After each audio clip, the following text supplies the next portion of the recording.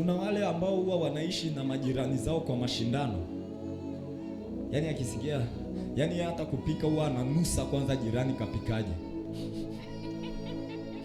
Leo kuna wali. Kuna kapilau. Ubaya pilau inanukiaga. Inanukiaga. Yaani mpaka jirani anasikia. Alafu kuna wengine wachokozi wanaunguza makusudi ili jirani asikie.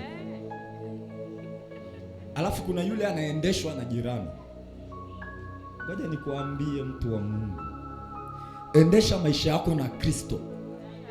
Usiendeshe na jirani. Usiendeshe na ndugu. Usiendeshe na watu. Usiendeshe maisha watu wanakuonaje. Endesha kwamba Kristo anakuonaje. Haleluya. Haleluya. Yaani kuna mama akimuona shosti yake hivi, yale anavaliwaga kichwani anaitwa nini? Wivi au wigi? Hiyo.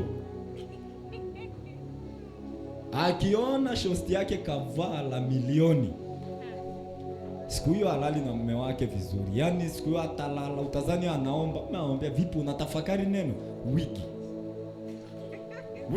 Maisha yamenichosha sana, hakuna hata wigi. Maisha mimi ninaona ya maisha yamenishinda, hakuna hata wigi. Mama fulani amepiga wigi, mbona mume wake amempa? Wewe. Hey.